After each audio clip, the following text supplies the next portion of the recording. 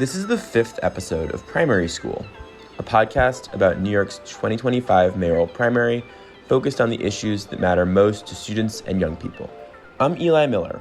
I'm 26 years old, I'm a lifelong New Yorker, and a huge fan of Carly Rae Jepsen, Lena Dunham's HBO series Girls, and the 1999 film 10 Things I Hate About You. It's a great week to be a huge fan of those things.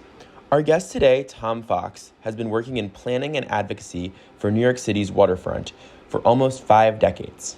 In the 80s, he founded the Neighborhood Open Space Coalition and was involved in organizing to defeat the proposed Westway Highway expansion, an 8-lane underground highway tunnel down the west side of Manhattan. In the 90s, he was the founding president of the Hudson River Park Conservancy and oversaw a multi-billion-dollar public-private partnership to create much of the 4.5-mile park from the tip of Manhattan to West 59th Street. In 2001, he co-founded New York Water Taxi, a private company that grew into transporting more than 1.5 million passengers a year across the city's waterways. Now he's lending his expertise in community advocacy and maritime land use policy to get involved with a local dispute over the future of the Brooklyn Marine Terminal in Red Hook. The Brooklyn Marine Terminal is complicated, but you're going to need some context for our conversation, so stay with me for a second. To start, I've attached a Gothamist article from 2015 about a report from the city's Citizens Budget Commission with the headline, "Brooklyn's Money-Losing Ports Could Make Some Sweet Condos."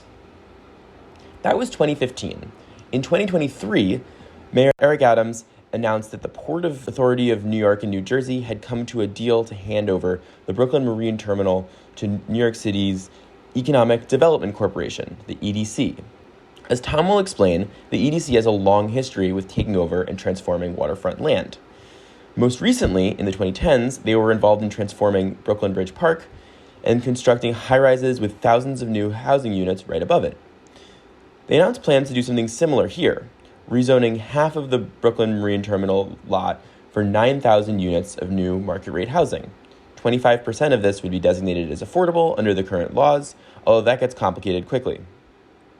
Then, the EDC would spend some of the money generated from the new housing to rebuild the decaying maritime infrastructure and revitalize the port on the other half of the lot.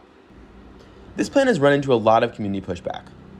A bunch of high-profile elected officials have recently called the process rushed, and they've urged the task force to postpone the vote to approve this plan. Those high-profile elected officials include Brad Lander, Borough President Antonio Reynoso, Congressman Gerald Nadler, and City Councilor Alexa Aviles. On April 7th, the task force obliged, postponing the vote for, quote, a few weeks. We'll see how long that lasts. The New York Post was outraged and ran a story with the headline, quote, "Delusional lefties could sabotage Marine Terminal's major facelift." I'm not a huge New York Post guy, but I'll admit that I feel pretty conflicted about this issue. On one hand, you'll hear Tom passionately make the case for using the terminal for something called blue highways. It sounds like an incredibly cool idea and maybe a better use for this particular lot than another Brooklyn Bridge Park-like condo complex. On the other hand, as a bunch of my guests have said so far, the city is in the midst of a major housing crisis. We're hemorrhaging population, especially from working-class Black neighborhoods, and we desperately need as much housing as possible. And most of it is going to have to be market-rate housing because there's just not enough money in the world to construct hundreds of thousands of units of housing in New York City, one of the most expensive places to build anything, any other way. Also, market-rate housing is just a good thing. It grows the city economy, it generates a massive amount of tax revenue, and it's the only thing that will durably lower rent for everyone else. Go Google Austin rent dropped 22% if you don't believe me. So there's a tension here. On one hand, we want to make the best possible decision for this land, but on the other hand, the process that leads us to that decision is full of costly delays and veto points, and it leads us to processes where every land use decision has to be perfect for everyone. Ezra Klein, the New York Times commentator and podcaster, calls this problem everything bagel liberalism. And I was thinking about his new book, Abundance, when I was studying up for this conversation. We need to build housing fast, and we need to streamline the process that leads to endless delays and compromises. But we also want to make good decisions. And if there's one thing that you should know about me, it's that I'm a huge fan of everything bagels. Anyway, that's enough preamble. Here's my conversation with the legendary Tom Fox. All right, Tom Fox, thank you so much for coming on Primary School. You're welcome. Good to be here. So I want to ask you all about the Brooklyn Marine Terminal, but first, I'm wondering if you could just give us a little bit of a background. You've obviously been working in New York City on public-private partnerships. Could you just give us a little bit of an explainer of what is a public-private partnership and why is it necessary in New York, and what can it accomplish that neither the city nor the private sector can accomplish alone? The public-private sector looks to harness the strength of both elements of a possible either land use decision or management operation, or the government doesn't have enough money to fund everything. And neither does the private sector, besides everybody's feeling that the private sector has all the money in the world. It doesn't. And the marine industry is particularly sensitive to this type of issue because the infrastructure of the city is the city's responsibility.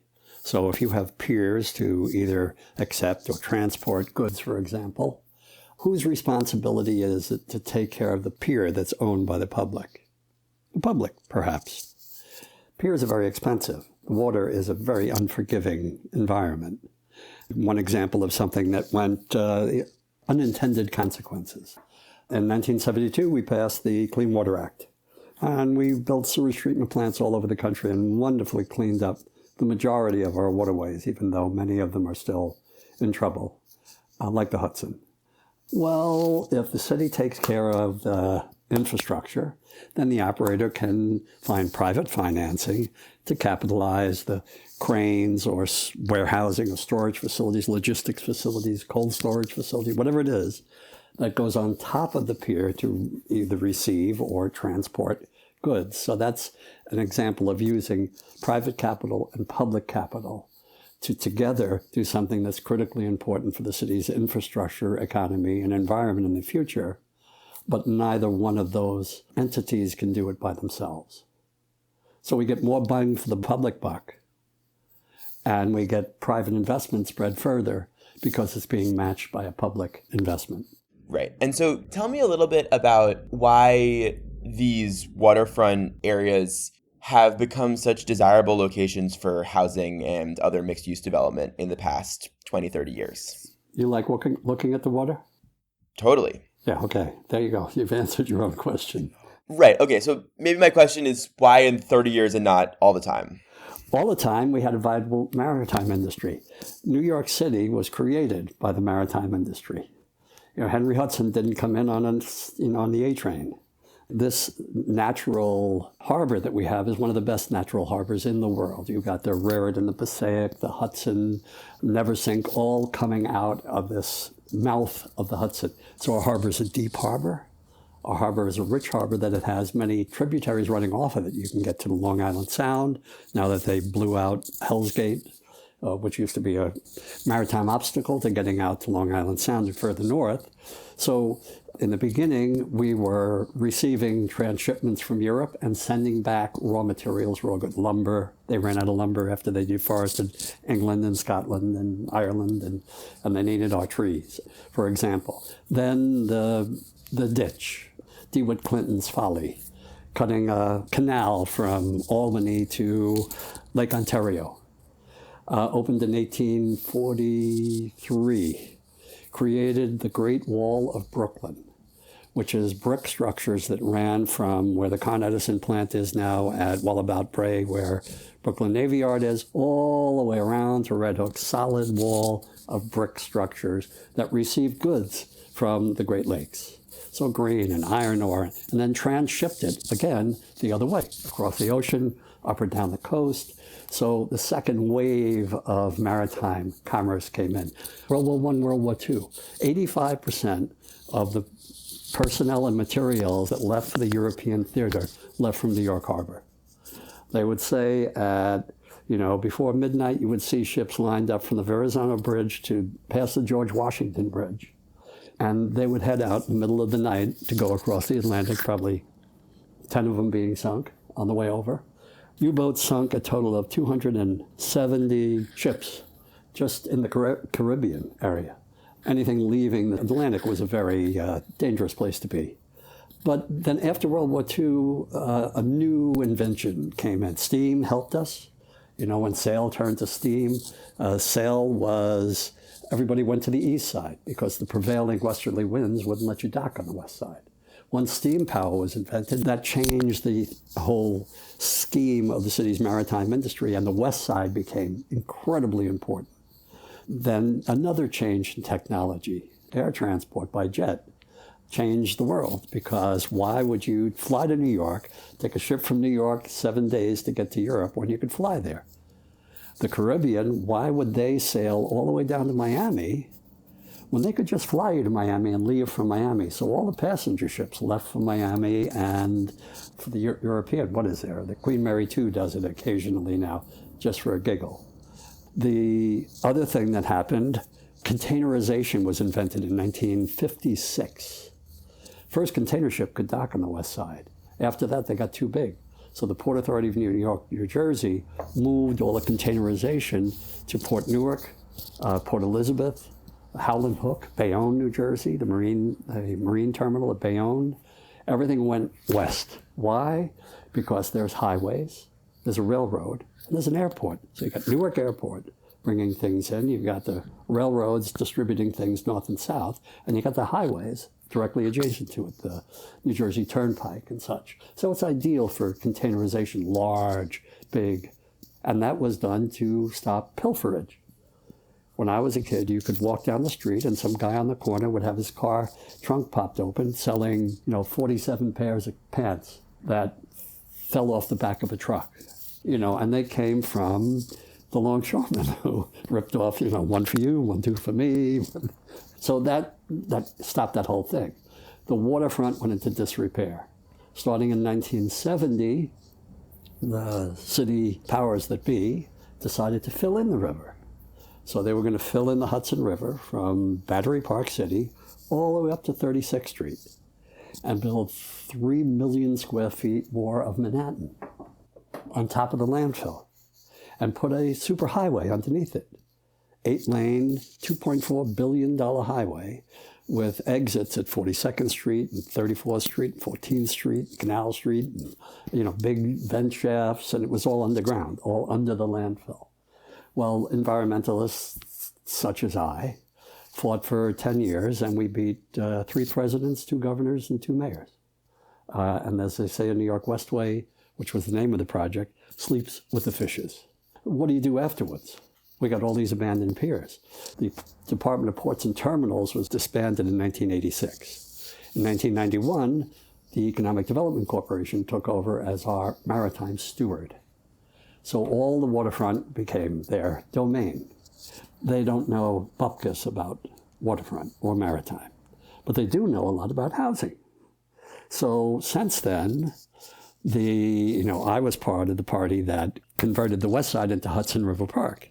The West Side Waterfront Park is a maritime park because it has a passenger terminal, an active refueling facility for the Carnot Power Plant at 57th Street, a Circle Line, one of the busiest ferry terminals in the city at 39th Street. It's got 4 kayak houses, a sailing school, a boat building program, and the 400 acres underwater are mapped as an estuarine sanctuary. So I think in the Hudson River Park, we did our job fairly well in balancing maritime and park public space related stuff. Brooklyn Bridge Park is an EDC project. There is no industrial maritime in Brooklyn Bridge Park. Williamsburg, Greenpoint, Long Island City, Newtown Creek, they've all been rezoned. Gowanus, they've all been rezoned for housing. They were all commercial industrial. I had a girlfriend in the 80s, and her younger brother was a pain in the ass. So I wanted to get him coal for Christmas. The only place I could find coal was on 3rd Street on the Gowanus Canal because there was still coal deliveries coming into the Gowanus Canal. So I got a nice lump of coal for him and brought it out to Long Island and put it in his Christmas stocking. Her mother was furious because the kid was bright as well as a smartass. He took the coal, cracked it up into small pieces and put it in his coal cars, in his train set and ran it around the living room, spreading coal all over the place. Anyway, so the reason why the waterfront became redundant, including Brooklyn Navy Yard, which is one of the most incredible ship construction facilities in the world at the time, the housing was an economic priority for the city. The maritime had gone. It wasn't generating any revenue. The piers were expensive to maintain. So they built housing, transferred the waterfront to public open space in many spaces. However, we have a few industrial waterfronts left, and they have to be protected.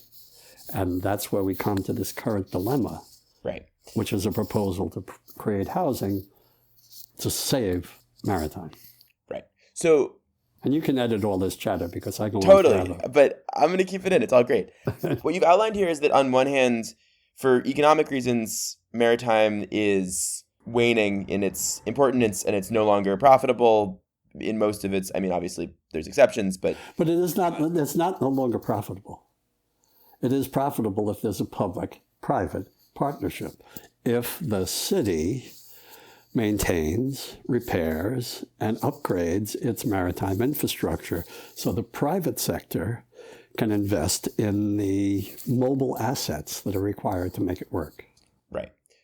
What is the thing that the EDC, I mean, obviously there's sort of a nostalgia factor of just like, this is the history of New York. We've always been a maritime place, but it's a future of New York too. Right. So that's what I was going to get to. So why is it essential to the future of New York that we stay? Have you seen many trucks on the road? Do you like sucking in diesel exhaust?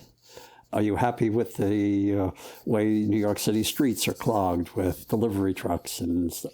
Okay, we're at a transition phase. The packages that were non-existent in terms of coming in, they came in bulk, in cargo containers, and they were shipped. Well, now they're coming in to last mile delivery centers, which are located in a tremendous number in Maspeth and Queens, in Red Hook, in Sunset Park. So UPS, FedEx, and Amazon. Amazon just has built 3 warehouses in Red Hook. UPS bought a huge property, spent $350 million to buy a piece of property adjacent to this Brooklyn Maritime Terminal. How do we get these trucks off the road? In 1994, so 3 years after the EDC took over the waterfront, the first study on short sea shipping was done. Well, if they're coming in by cargo, how about if we distribute them by boat? And by 2012, they did a study on produce. Not EDC didn't. These are independent individuals, scholastic people, maritime professionals. What would it look like if we moved produce back and forth? I mean, we've got the Hunts Point Market, which is the largest produce market in the United States. 94, the concept is brought to life. 2012, it's, hey, you could do produce too. In 2023, 30 years later, EDC embraces the concept. They call it the Blue Highway, new concept. Okay, everybody's excited. Oh, there are like 3 or 4 or 5 companies now vying to get into the, people are building new boats, people are planning new boats, people have existing boats looking to move to New York. It could be a lucrative business. You know, you move in UPS and all these packages, they got to go and they shouldn't be going across the street. So what does EDC do as their first out of the box? Where should we land the packages? So they picked the downtown heliport. Right. And they said that they put out an RFP for the downtown heliport, and anybody who responded had to find out how they could make a package delivery ferry service work at a pier that had an active heliport operating. Nobody could do that. So they withdrew the RFP. My firm belief is EDC should not be in the maritime business. They're great at real estate development and developing and, generating money for the city. They don't know what they're doing in terms of marine operations. One example, 1998, they took over the passenger ship terminals at Midtown. Well, for the last 15 years, 2 of those passenger ship piers have been abandoned and deteriorated. Even though Vornado had a 10-year lease. They never bothered doing anything. So what did the Port Authority say? Well, in 10 years, you really didn't maintain the property you were supposed to maintain, so we're going to really come after you? No. They said, oh, well, how about a new proposal for Pier 94? Not for maritime. They gave it to the same people who didn't do anything for 10 years on 92 and 94. And now they're building a movie studio. Very important maritime activity, movie studios. They could go anywhere. You could put it on a vacant lot. Why does it have to be on the waterfront? Because EDC doesn't understand maritime. Pier 92 is still abandoned. All right, Pier 92, talk about the difference between Pier 92 and the downtown heliport. Pier 92 is on 52nd Street. It's in a commercial industrial area with a dedicated roadway that goes right out into the street. 52nd Street is 4 blocks away from Midtown. Hell's Kitchen, Chelsea. Wouldn't you start there? 135th Street in Harlem has an abandoned marine transfer station that has 2 slips for ferries. It's sitting there, empty. 135th Street, access to Harlem.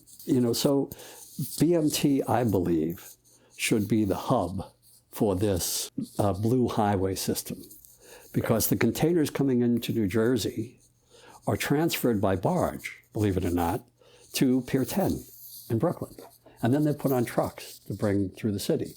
Well, why don't we turn Pier 9A, 9B into the distribution center? So the containers come in at Pier 10, they get sorted, they get stored, they get repackaged into electric vehicles, upland, where they want to build their housing, and then they go on to ships right at the next pier. They never leave the site. There's never a truck that leaves the site. So there are advantages to using this for what it was originally developed for, rather than housing.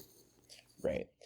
If I live, though, on 135th and Broadway or something like that, I probably would prefer to have a nice, beautiful park and some buildings well, right, but you have a sewage treatment plant there with one of the biggest 23-acre park on the roof with carousels and skating rinks and gymnastic facilities, And underneath that is the sewage treatment plant, right? Right. Which keeps your river clean. No, and I love going to that park. My parents live around there. All right. Sorry. But I guess I'm wondering, when I imagine a package distribution facility, that's not necessarily something that that's something I want to exist so I can get packages, but it's not something that I necessarily want to interact with on a day-to-day basis. Well, then stop getting packages. Right? The same thing if you don't want sewage treatment plants, don't defecate. Right. I mean, this is the reality of life. Right. Okay. But is the model that, like Riverbank, you can build something really nice on top of it that the public loves, and then underneath you're doing something that's a really important public utility? Hopefully. Right.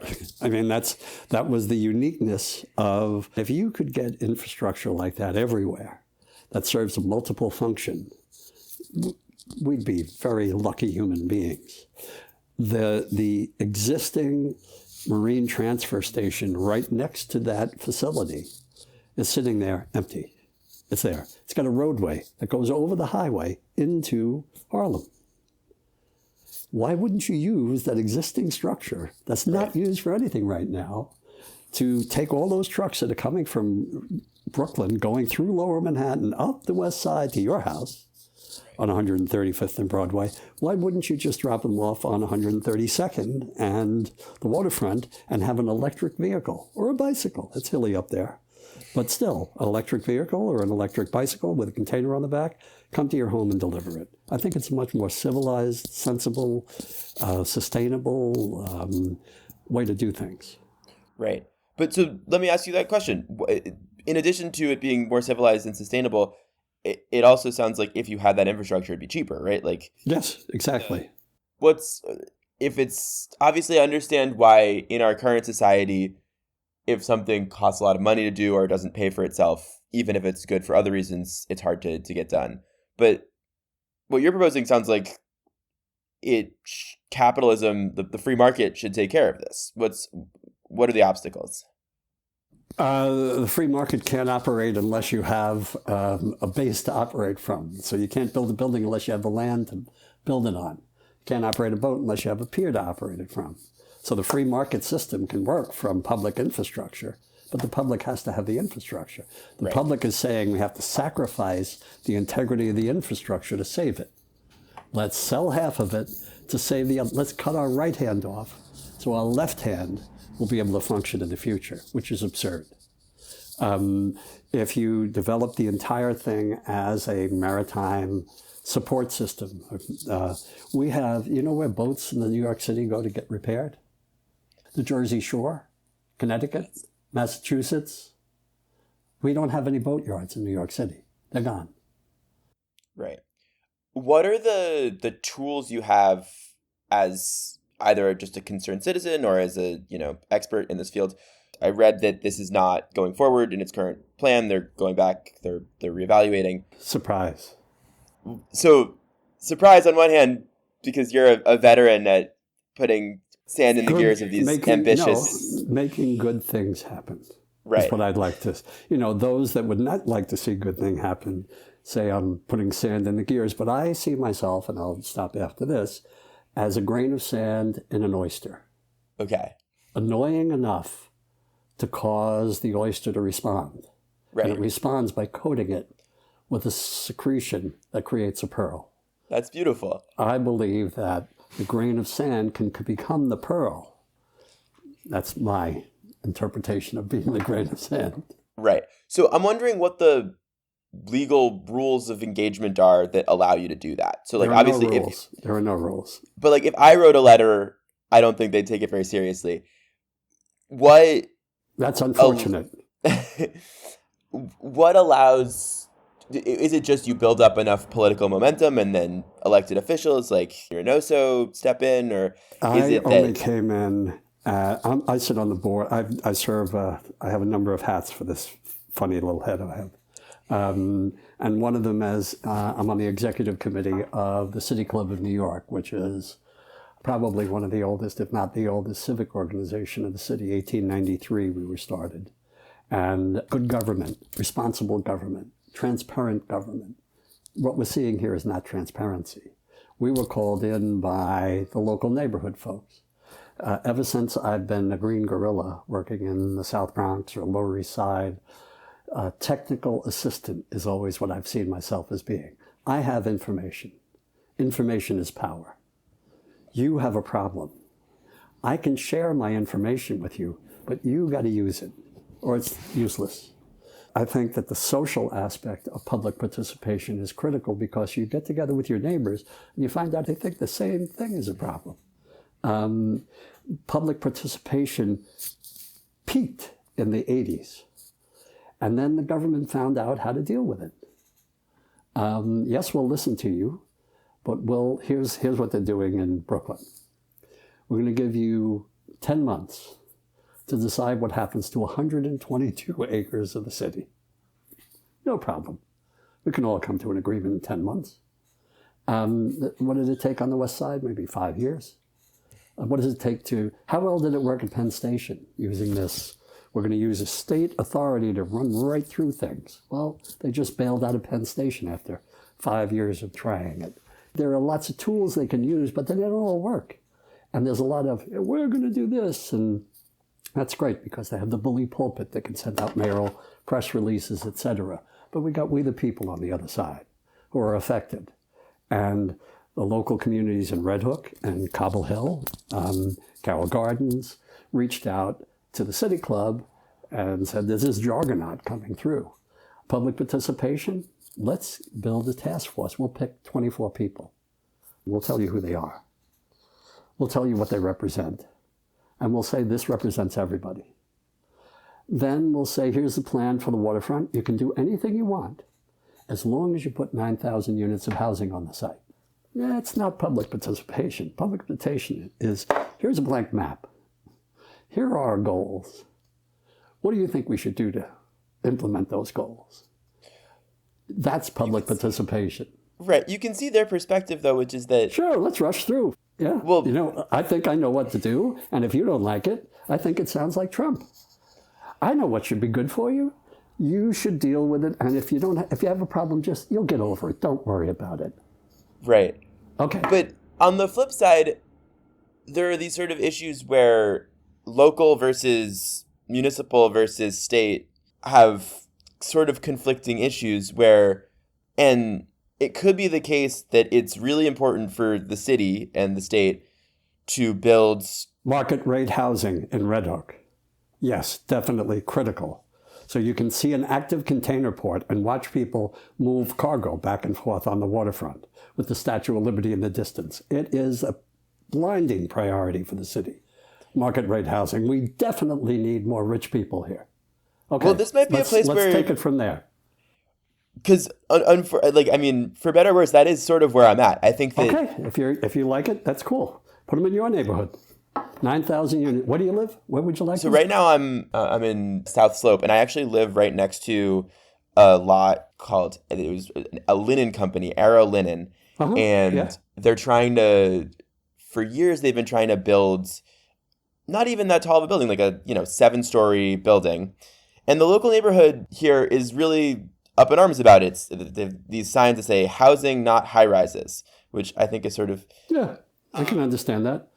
Right. And that's NIMBY, not in my backyard. Right. But this is not a 7-story building in a neighborhood that has 4-story buildings. This is 9,000 units of housing in a neighborhood that has one of the highest amounts of low-income housing in the city of New York. The Red Hook houses sit in Red Hook. 50s to 60% of the people in Red Hook are low-income housing people. Right. They live in NYCHA housing. Do you think they could afford the 25% affordable housing? Let's see, $70 to $120,000 a year. How many families in the NYCHA houses do you think are making $70 to $120,000 a year? What do you think they're suffering from there? Mold from Superstorm Sandy 12 years ago that hasn't been remediated. Okay. So we're going to build low-income, 25% low-income housing on the waterfront that they can't afford while they're still sucking in mold from 12 years ago. And maybe if we do that, we'll be able to remediate your mold. Remediate the mold with the money for low-income housing, leave it as a maritime facility that's critical to the future of the city, and find another place to put your 9,000 units of market rate housing. That's it. So the mold issue is very serious, and I think, obviously... And you don't even live there. But they're saying, if we get this housing, we'll remediate the mold. Isn't that nice of them? That's called extortion in most places. Even in a Trump society, it's called extortion. Right. Clearly... It's extortion. For public housing, mold should be remediated no matter what. But NYCHA doesn't have the money. EDC has it. So EDC will gladly share their money with you if you let them shove 9,000 units of housing down your throat. So this is the only part of what you're saying that I'm sort of bumping up against a little bit is the shove 9,000 units of housing down your throat. So 60 acres of the waterfront will be gone to market rate housing. 60% of 60 acres of that site will become market rate. Where are the logistics facilities going to go? Where are the electric trucks going to be maintained? Where are the vessels going to be taken care of? Are those things that... They're not there. Right, but that seems like very different. There, and the maritime community would finance them if they could get a long-term lease on a property. Right. But there's a little bit of a coalition here where you are coming at this from citywide maritime... We need these blue highways. Which is where we need should to be. Protect the coastline. And isn't EDC the steward of our maritime waterfront? Isn't EDC planning the blue highway? So I think I'm helping them. Of course. Okay. But this is a little bit different than what the low-income people of Red Hook want, which, Do you know what the low-income people? Have you been out there speaking to them? I lived there. I had a business there for 12 years. I hired kids from the Red Hook houses, kids from the harbor school, who went on to be maritime professionals. One of them is actually the river keeper now, sailing up and down the Hudson River, turning in polluters. We need jobs for these people. We don't need new luxury housing so they can be the doorman or the janitor. We need them to be the mechanic that fixes the trucks. We need them to be the welder that welds the aluminum or the steel on the boats. We need them to be the manager of the logistics facility, the guy who runs the refrigerated storage warehouse. That's what we need. We don't need luxury housing. They don't think they do. You should go out and speak to them if you really. That would be a good podcast. I would love to do that. And I've wanted to do that in my neighborhood also. I think an issue is that if you live in that neighborhood, of course, you're not going to live in that luxury housing. No. It's going to be for other people. Actually, that neighborhood wants to keep a working maritime waterfront, which is why they called us in, which is why I got involved. I wouldn't be involved unless a local community wanted to keep a maritime operation there. Right. I could wait. I'm 78 years old. I could do a lot of things with my time, play more guitar, motorcycle more, travel more, continue to save the Hudson River Park, hopefully from itself. But I chose to volunteer with no skin in the game for no particular reason other than this is the right thing to do, to provide guidance from a maritime perspective. You think I just came out of the left field with this idea? I've spoken to marine engineers, tour and travel operators, tug and barge operators, pilots that bring in passenger ships, FDNY marine captains, former EDC maritime officials. I spoke to 20 or so professionals, ferry operators. Not a single one of them thinks that this makes sense for the last large maritime industrial waterfront in the city. Right. So if you had your way and you were the thing that you're advocating for. These are just suggestions. Yeah. Right. But is the thing that the people of Red Hook are advocating for zero housing on this and just it's 100% for maritime use? The people in Red Hook will have to make up their mind. I have no idea, because that's what public planning is about. What I'm doing is providing an alternative that says you do not have to have 9,000 units of housing to raise $1 billion to increase the number of containers coming in here. And I mean, this is not good planning. This is not citywide planning. This is not looking at the economy for the future. It's looking at a short-term bump. They want to give Adams a legacy other than corruption. That's the only reason for rushing this through in 10 months. It's absurd. I think I basically agree with almost every single thing you've said. I think that the Blue Highways idea is really important to keeping our climate, health, and sustainability as a city. I just hope that in addition to having a full and vital and both sustainable but also economically vibrant maritime coastline in New York City, we also do need 100,000 new units of housing. We do. Some of them do need to be market rate because the way that things work is it's not all poor people that want to move here. That's right. It's not all poor people that want to move here, and the people who are going to move here are going to move here anyway. And if there's no They'll fancy drive up your rent. Exactly. Okay. If they're So there is some personal gain here. There's Sorry. Absolutely. But I am 2/3 of the city rents, so Yeah, I did for quite a while. Till I could afford to buy in a middle-class neighborhood. Right. In a normal house. Not looking out over the Statue of Liberty and container ports. Anyway. I just hope that there is a sort of, like with Riverbank, where there's a gorgeous park that is an amazing thing for the neighborhood right on top of this. Well, if you look at my PowerPoint, you'll see that the one thing this area is zoned for industrial. Right. There is a tool in the city to help industry grow. It's called the Industrial Development Agency. They do two things. They issue tax incentives, mortgage reduction rates, tax reduction rates, 20-year tax abatements, money for bringing employees into the city, and they issue bonds for infrastructure development. Well, that's what they did at the South Brooklyn Marine Terminal to support the wind industry, which is 12 miles off the coast. Why here aren't they using the same exact mechanism? Do you know who administers the Industrial Development Agency? EDC. So it's in their actual portfolio that they could use this to create the public-private partnership. They could make the public investment in terms of tax incentives and interest-free bonds. So it doesn't cost anything from the city's basic budget. It's future revenues that are not coming from that area anyway. And it's creating jobs, and moving trucks off the highway and turning our city into not only a viable transportation system, but a critically needed emergency access and egress system. That's a critical aspect of this. This is critically needed for the city's emergency preparedness moving forward, for the repair, maintenance, and care of the vessels we have operating now. So, I think practically speaking, in a large scale look at things, just from my perspective, it seems to make sense to maintain this industrial waterfront as industry because it ain't coming back again. And nobody's going to zone anything industrial on the waterfront in the future, right? As you mentioned. So that's just my perspective on things. Well, thank you so much for giving your perspective. Lightning round question. Have you encountered or read part of a book that just came out called Abundance by Ezra Klein and Derek Thompson? Does that ring any bell? No. All right. Well, if you want to check it out, sure. It's about all these public processes and when they go well and when they go poorly. And I'd love to hear what you think of it.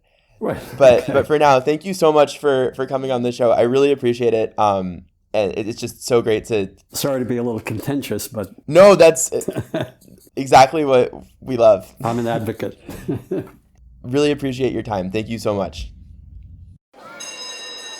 Thanks so much for listening to my conversation with Tom Fox. It was produced by Oliver Heller, Lucy Ackman, Sean Heaney, and Jonathan Jalbert. Edited by Sean and Jonathan. Sean also recorded the music that you're hearing right now.